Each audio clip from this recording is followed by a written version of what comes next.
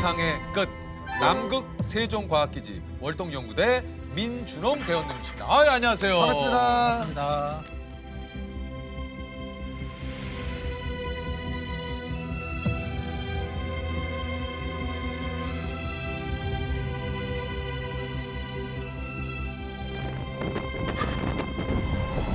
오.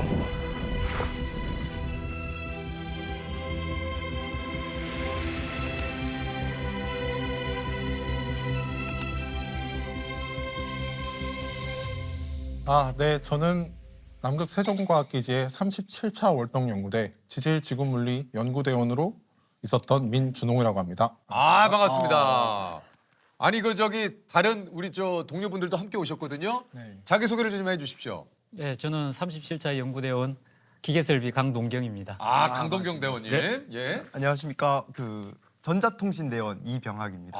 반갑습니다. 예, 그리고요. 네, 안녕하십니까. 37차 정기대원 이진웅입니다. 반갑습니다. 저희 지금 남극에서 엊그저께 오셨다고 그래요? 네, 23일에 귀국했습니다. 이야, 고생하셨습니다. 예, 이게 정말 이제 흑백 말씀하신 대로 흑백 세상에 갑자기 뜩 떨어졌는데 보니까 여기서 1년 이거 맞나 하면서 아니, 뭐가 잘못됐는데 하면서 맨 처음에 신기하다가 이제 한 일주일 정도 지나니까 익숙해지잖아요. 주변이.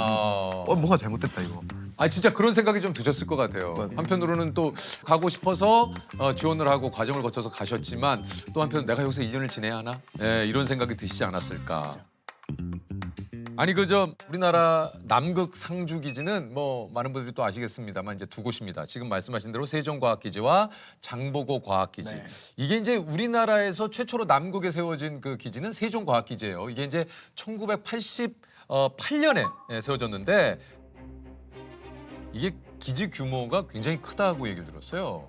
네, 세종과학기지는 1,700평 정도 되고 다양한 건물들이 있는데요. 생활동, 연구동, 그다음에 발전동, 기계동, 그다음에 각종 연구를 위한 시설까지 해서 총 16개의 건물이 있습니다. 그렇군요. 네.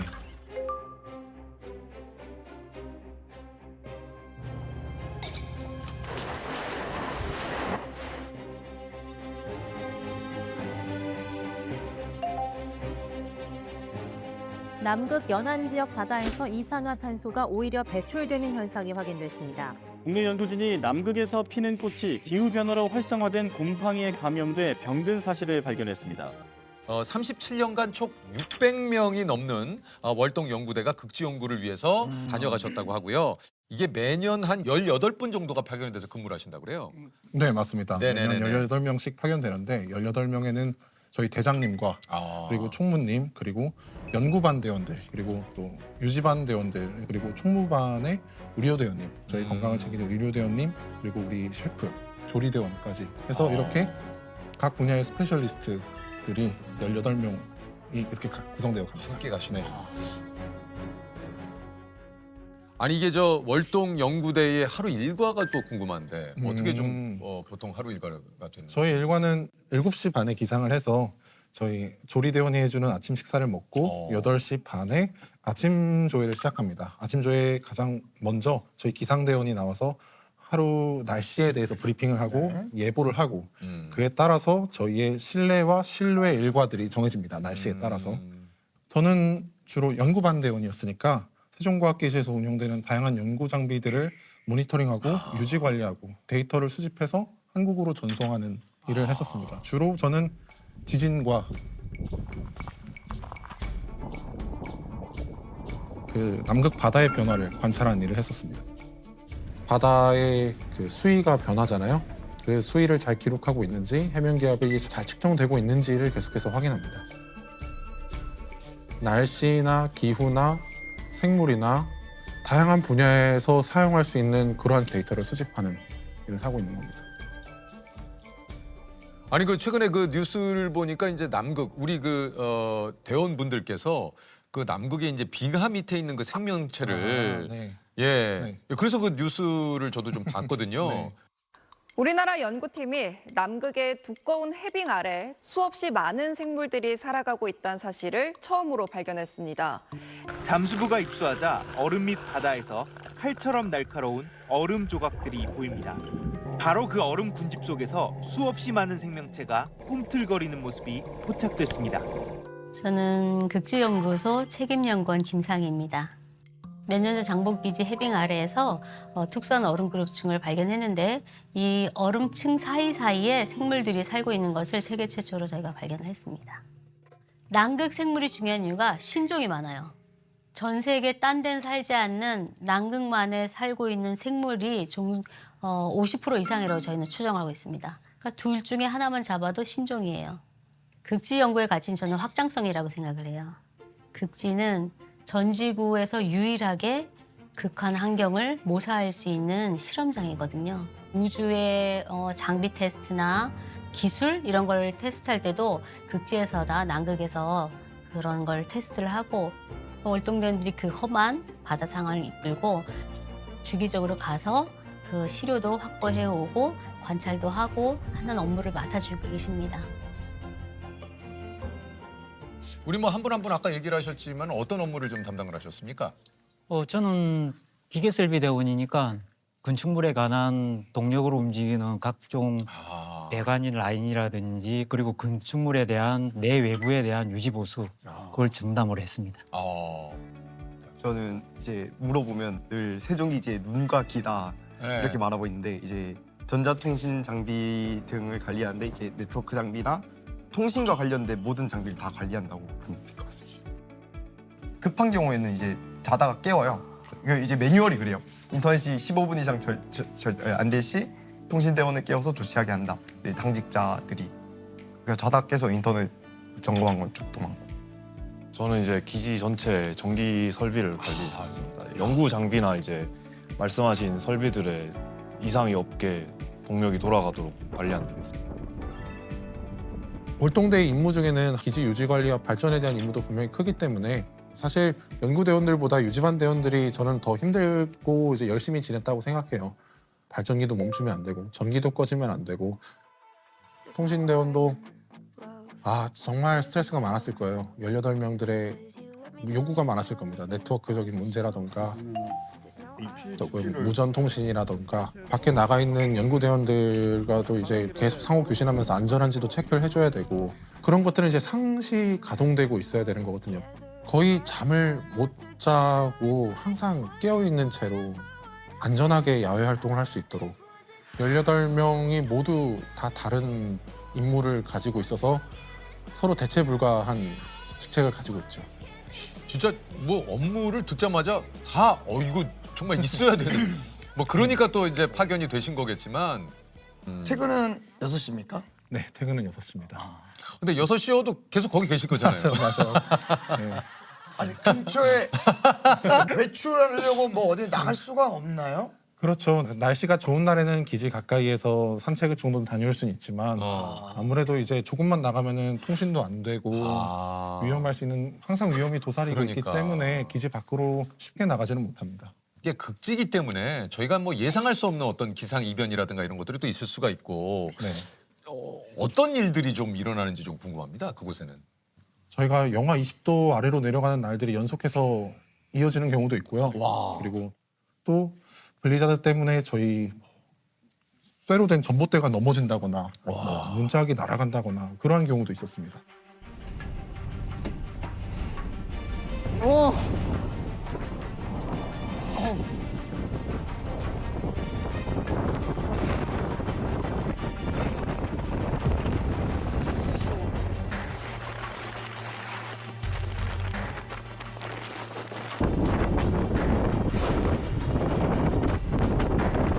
동파가 났을 때 이제 문제점이 되는 배관을 이제 찾아야 되는데 그게 이제 블리자드가 불면은 눈이 이제 저희 키보다 한 2m, 3m 높게 쌓입니다. 키보다 높게요? 네, 키보다 높게 쌓입니다. 모든 구간이. 그래서 그 눈을 이렇게 18명이 달라붙어서 눈을 파냈던 기억이. 근데 그게 블리자드가 정말 눈이 정말 많이 내려서 굴다가 너무 추워서 잠깐 건물에 들어가서 10분만 녹이고 와도 다시 막 50cm 가까이 쌓여 있고 그래가지고 휘몰아치는군요. 눈보라가 진짜로. 그쵸. 거의 앞이 안 보입니다. 와. 아니 좀 어떤 게 좀 가장 힘드셨어요? 그 대원님들 중에 이제 거의 생활관을 같이 쓰고 있는데 이제 그 안에서 한 분이 블리자드인데 창문을 열어놓고 이제 일을 하러 가신 거예요. 그래서요. 그 안에 눈이 막 셀이 부어가지고 세리. 완전히 그냥 막 침대랑 다 젖었죠. 맞죠? 막 그랬던 기억이. 그럼 이것도 다 치워야 되니까 같이. 네, 그렇죠. 가장 힘들었던 순간은 남극에 처음 들어가면은 얼마 안 지나서 제가 1년 동안 쓸 보급품을 예, 예. 이제 보급받는데 배로 보급을 받습니다. 예. 근데 그 배로 보급을 받을 때 이제 저희가 직접 다 옮겨야 되는데 이제 날씨가 워낙 급변하니까 최대한 안 쉬고 빠르게 작업을 해야 되거든요. 그래서 그때 이제 거의 밤 새면서 수백 킬로 되는 그거를 이제 열심히 옮기면서 하다가 총 작업 시간이 아마 24시간이 조금 안 되게 작업을 했는데 그 막바지에 정말 힘들었던 기억이 납니다. 아, 그 춤을 나르신데 24시간 거의 가깝게. 인터넷이 되니까 막 소식이 들려오지 않습니까? 그러면 이제 유행 같은 게 이제 막 지나가면은 그거를 이제 보기만 해야 되는 그런 점이 조금 요학명이 유행할 때도 있었고 두바이 초콜릿이 유행할 때도 우리끼리 해먹었잖아. 저희끼리 열심히 만들어 먹어본다고 먹어봤지만 또 이제 맞아. 밖에서 먹어봤을 때 그 느낌은 모르지 않습니까? 그런 게 좀 아쉬웠던 것 같아요. 아니 좀 남극에서만 사실 먹을 수 있는 별미 같은 게 좀 있습니까? 별미라 하면 역시 남극 빙하로 만든 빙수가 되지 않을까 싶습니다. 아 그냥 그 빙하 그 자체를. 네, 빙하로 맞습니다. 만든 빙수. 아무래도 이제 거기는 식재료가 말씀드린 것처럼 어. 뭐가 없기 때문에 남극에서 먹을 수 있는 거는 남극산은 오로지 얼음이지 않을까 싶습니다. 네. 이게 남극에 있는 빙하는 그 바로 이제 녹여서 식수로 쓸 수 있는 거잖아요. 네. 그 물맛은 또 어떨까 좀 궁금한데요. 저희 이진웅 전기대원의 표현을 빌려보자면은 다 애병이다. 아, 진짜 그러네. 애병으로 물을 마시고 애병으로 샤워를 하고. 야. 아, 우리 흔히 남극을 이제 미지의 땅이다 이런 표현을 합니다만 그 남극에 계신 분들만 볼 수 있는 그 남극의 어떤 경이로운 순간도 있을 것 같아요. 네. 남극의 노을빛이 빙하나 빙산에 부딪혀서 반짝이는 그런 풍경이나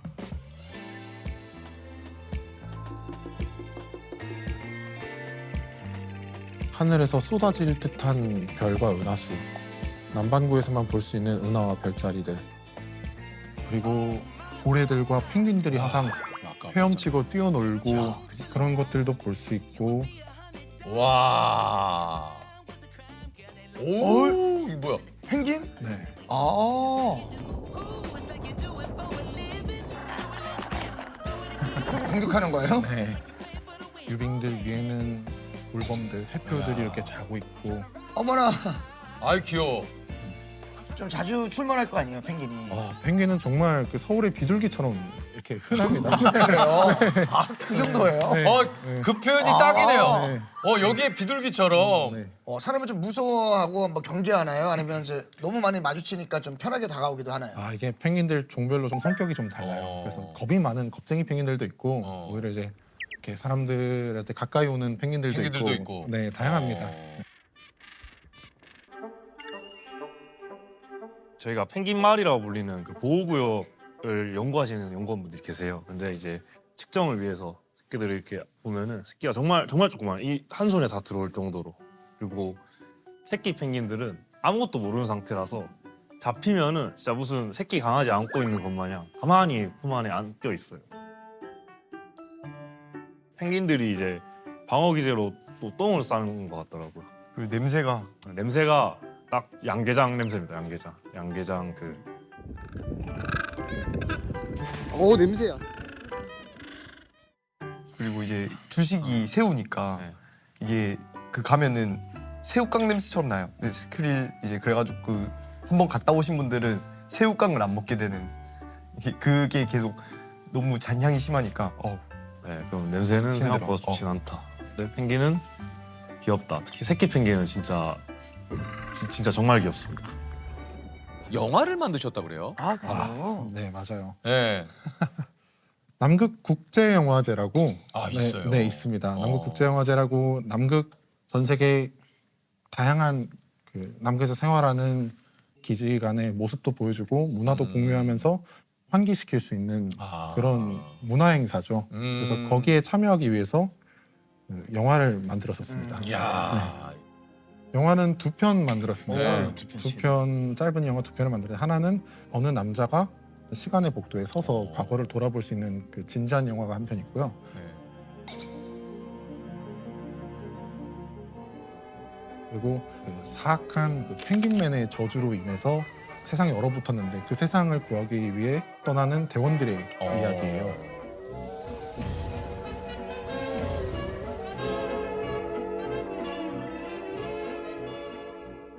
이진웅 대원이 고생을 많이 했죠. 펭귄맨 역할을 해서 그 추운 날씨에 위통을 벗고 이렇게 막 열심히 촬영을 하고. 이거 많이 하셨네요. 그러고 보니까 또 예, 황제 펭귄하고 느낌이 좀 비슷하셔. 팔도 황제 예, 올백을 또 하셔서 그런가 약간 또 황제 펭귄 느낌이 좀 나시네요. 근데 저는 궁금한 것 중에 하나가 남극에서는 감기약이 필수다라는 얘기가 아니요. 있는데. 오히려 감기 걸릴 일이 없어요. 음. 남극에는 그 청정구역이기 때문에 네네. 바이러스가 없고 그래서 저희는 남극에서 그 질병에 걸리는 일 없이 건강하게 지내다 왔습니다. 오히려 진짜 그 남극에서는 공기도 그렇고 진짜 너무 그런 것들이 일단은 공기는 정말 깨끗합니다. 진짜 다시는 맡아볼 수 없을 정도로 깨끗하고 그 몸 상태가 안 좋아져도 약간 피곤한 정도지 바이러스 자체가 없다 보니까 감기에 걸리는 경우. 그래서 오히려 이제 귀국하는 와중에 감기 걸리는 대원분들이 지금 옆에 기침하시는데 좀. 뭐 귀국 중에 감기 걸려서 저는 새로 이 바이러스가 오니까 좀 잘 안 나아지더라고요. 그러니까 오히려 거기 계실 때는 사실 그런 바이러스에 의한 이런 질병들이 없으신데 오히려 이제 귀국을 하시면서 네. 그렇군요. 남극 빙하가 녹아내리고 있다. 예, 이런 얘기가 정말 많이 들려오거든요. 이게 실제로 남극에 계시다 보면 이런 변화가 몸소 좀 느껴지지 않을까 하는 생각이 드는데 어떻습니까? 제가 1년 동안 지내는 동안에도 빙벽이 무너져 내리는 거는 정말 쉽게 볼 수 있었고 그러니까. 경험을 들어보면은 항상 겨울에는 기지 앞에 바다가 꽁꽁 얼어서 그 위를 걸어 다닌다거나 그 위에서 이제 뛰어노는 펭귄들이 있었는데 제가 있는 동안에는 그 바다가 얼지 않았었어요. 기온이 많이 올라간 거. 네, 맞아요. 또 뭐 이렇게 더울 수가 있나 싶을 정도로 기온이 한 10도 이상 올라가는 날도 있었고 아마 그런 것들이 쌓여서 지금 남극의 기후 변화 그런 기후 위기가 있지 않나라는 생각이 듭니다. 그래서 그 맘모스가 5만 년 동안 있었던 그 얼음 층이 녹으면서 그러니까요. 그 맘모스 어린 새끼가 지금 발견이 됐잖아요. 그만큼 지구가 뜨거워지고 맞습니다. 있다라는 느끼는 그런 현상들이 곳곳에서 일어나는 것 같습니다. 앞으로 기후변화로 온도가 올라갈수록 이런 몇만 년 전 사체들이 많이 드러날 수밖에 없어요. 그 맘모스나 술록이나 이런 사체들이 드러나면 문제점이 뭐냐면 사체와 함께 그 묻혀있던 탄저균, 그다음에 흑사병 이런 균들이 같이 활동을 시작한다는 거예요. 최근에 이르면 좀비 바이러스 그래서 아주 고대 바이러스 이런 것도 발견이 됐고요. 고대균이라든지 남극에 있는 식용균들은 생물들이나 사람들이 접해본 적이 없잖아요. 방어 능력이 없어요. 그래서 더 위험성이 큰 거예요. 전 지구적으로 영향을 미칠 수 있는 병균의 발원지가 될 수도 있다는 우려가 있습니다. 극지에 지금 연구소가 있는 나라가 각자가 치열하게 또 경쟁을 하는 거잖아요. 네, 맞습니다. 예. 지질뿐만 아니라 해양, 생물, 대기, 우주를 포함한 많은 연구가 이루어지고 있고 저희 월동대는 뭐 세종 극지과학기지의 수호자이자 극지 연구자들의 서포터로서 사명감을 가지고 최선을 다하고 있습니다. 지금 우리나라 또 세종과학기지 그리고 장보과학기지에서 지금 근무를 하시고 지금 또 이제 월동대에 돌아오셨습니다만 정말 진심으로 감사하다는 얘기 또 드리고 싶습니다.